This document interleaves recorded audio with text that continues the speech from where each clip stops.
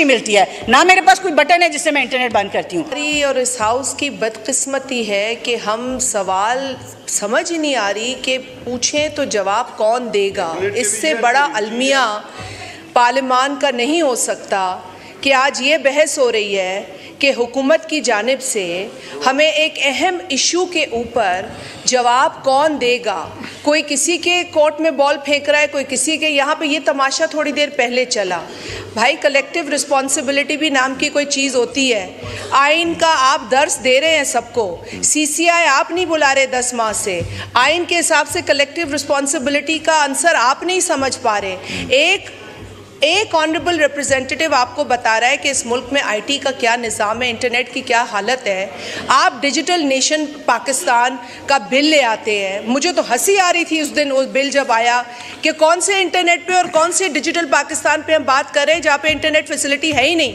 और यहाँ पर जो जिम्मेदार हैं वो यूज़र्स को कहते हैं कि जी आपका इंटरनेट सर्विस प्रोवाइडर गलत होगा, इंटरनेट सही है, ये कहा जाता है। फायर वॉल सुन के हमारे कान पक गए। जो कादिर पटेल ने कहा हर चीज दुरुस्त है, जवाब नहीं मिल रहा। स्टूडेंट्स मुतासिर, बिजनेस मुतासिर। हम ई-कॉमर्स की बात करने के लायक ही नहीं रहे हैं। ये किस तरह का और इल्जाम कंज्यूमर्स को, यूजर्स को देने से पहले अपने गिरेबान में झांके। I do agree with the fact कि फ्रीडम ऑफ स्पीच को जिम्मेदारी से एक्सरसाइज करने की जरूरत है। I do not disagree with that. And freedom without responsibility is licence. We can not give licence to people कि वो जो करें उसकी कोई बाउंड्रीज ना हो। लेकिन सर, ये कोलैटरल डैमेज जो हो रहा है, जो बाकी लोग परेशान हो रहे हैं, जिन लोगों ने तबाही फैलाई है, डिजिटल स्पेस को टेररिज्म या हैरेसमेंट के लिए यूज किया है, उनकी मैं मजम्मत करती हूँ। I totally disagree with the way they are using things and platforms on the digital cyberspace. लेकिन सर, फिर बाकी लोग जो ये काम नहीं कर रहे उनको तो आप सजा दे रहे हैं। और सजा ओके सर, गुजारिश ये है कि मैडम शाजिया की बात का एहतराम है और लॉमर साहब ने भी बात की कि क्वेश्चन एड्रेस्ड कैबिनेट को था। डिस्पाइट दैट आप जब कहेंगे हम हाजिर हैं, ऐसी कोई बात नहीं है। मैं सर एक और यहाँ पे बात करना चाहूँगी कि मैडम सबीन जो हैं, मेरी पार्लियामेंट्री सेक्रेटरी हैं, उन्होंने सुबह 4 घंटे ब्रीफिंग ली है 8 बजे ऑनवर्ड्स आप लोगों के सवालों का जवाब देने के लिए। गवर्नमेंट रिप्रेजेंटेटिव ही हैं वो भी।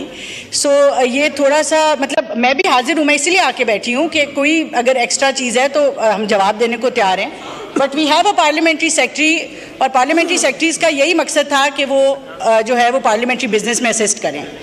सर, जहाँ तक सवाल आए हैं कि इंटरनेट की बात आई है एंड यूज़र एक्सपीरियंस की बात आई है, देखिए यूज़र एक्सपीरियंस में हम डिनाई नहीं करते कि there have been challenges in the last couple of months. मगर सर, कुछ हकीकतें हैं जिसको हमें सामने रखना है। परसेप्शंस भी दुरुस्त करने की इस वक्त ज़रूरत है पाकिस्तान के अंदर। और ये चीज़ें जो हैं ये अगेन टेक्नोलॉजी है, क्वान्टिफाइबल हैं। अभी PTA जो कि रिस्पॉन्सिबल है क्वालिटी ऑफ इंटरनेट का, उसने एक रिपोर्ट भी दी है कि पिछले साल से अब तक पाकिस्तान की एवरेज इंटरनेट स्पीड के अंदर 28% की बेहतरी आई है। और उससे जो यूज़र्स हैं सर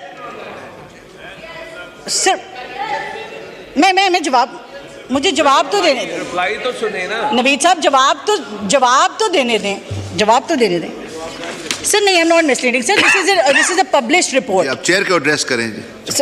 सर पब्लिश्ड रिपोर्ट है, क्रॉस टॉक अगर कंट्रोल करवा लें।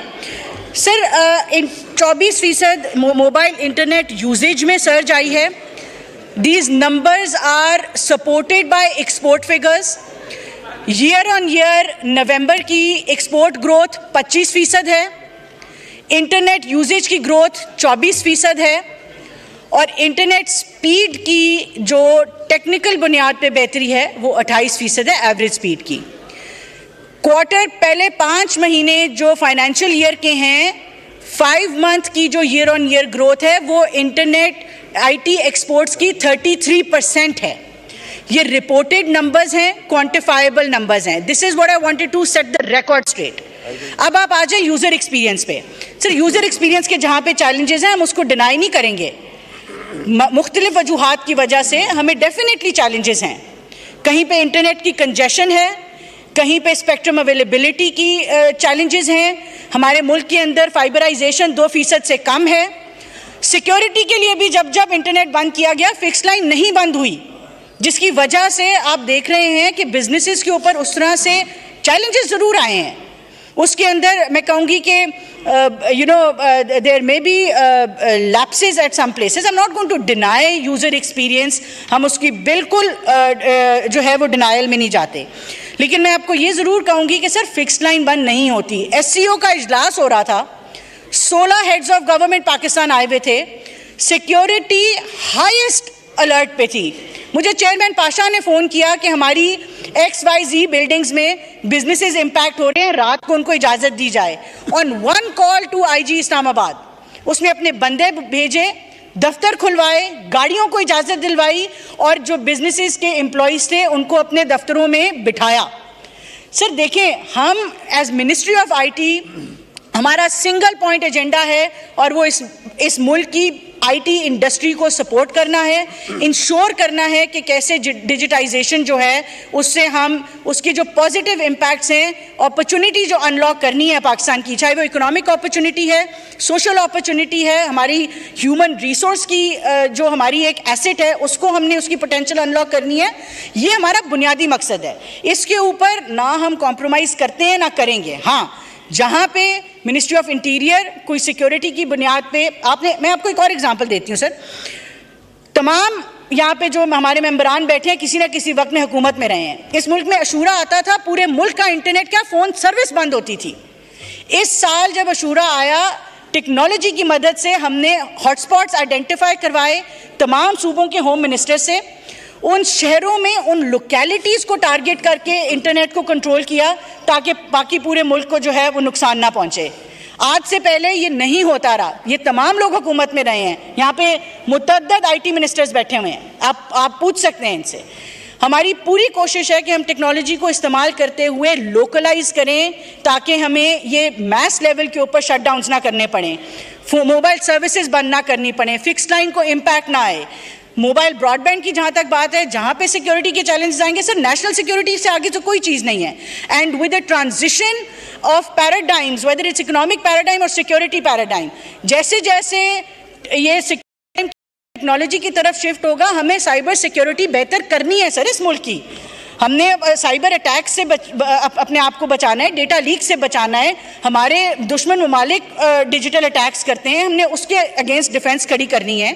हमारे मुल्क में सर पिछले 2 महीने में 150 से ज़ायद जो हैं वो लॉ इन्फोर्समेंट एजेंसी, सिविल और मिलिट्री के जो हैं वो शहीद हुए हैं।